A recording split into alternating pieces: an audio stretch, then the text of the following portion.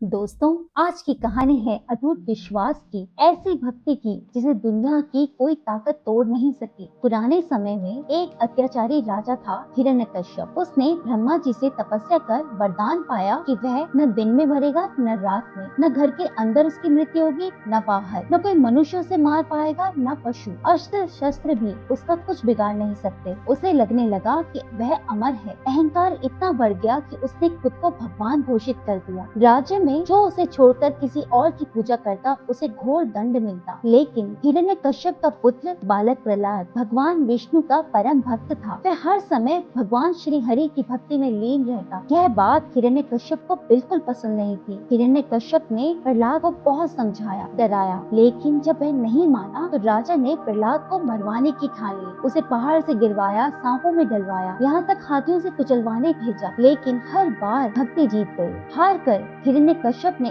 अपनी बहन होलिका की मदद से प्रहलाद को मारने की योजना बनाई। होलिका को वरदान प्राप्त था कि वह आग में जल नहीं सकती और योजना यह थी कि होलिका प्रहलाद को अपनी गोद में लेकर आग में बैठेगी और प्रहलाद जलकर भस्म हो जाएगा। निश्चित दिन होलिका प्रहलाद को गोद में लेकर लकड़ी की चिता पर बैठ गई। प्रहलाद इस स्थिति में भी शांत समर्पित मन से भगवान विष्णु का ध्यान और नाम जप करता रहा। जैसे ही चिता को आग लगाई गई, एक चमत्कार हुआ। होलिका आग में जलकर भस्म हो गई, जबकि बालक प्रहलाद सुरक्षित बच गया। होलिका को मिला वह वरदान निष्फल हो गया क्योंकि उसने उसका उपयोग अधर्म के लिए किया था। ईश्वर अपने सच्चे भक्त की रक्षा अवश्य करते हैं। होलिका का जलना और प्रहलाद का बच जाना अच्छाई की बुराई पर विजय का प्रतीक है। इसी याद में हर वर्ष होली से एक दिन पहले होलिका दहन किया जाता है। होलिका की मृत्यु के बाद हिरण्यकश्यप क्रोध से दहकने लगा। उसने प्रहलाद से पूछा, तुम्हारा भगवान कहाँ है? वह दिखाई क्यों नहीं देता? प्रहलाद ने उत्तर दिया, भगवान हर जगह है। क्रोधित होकर हिरण्यकश्यप ने एक खम्भे की ओर इशारा करते हुए पूछा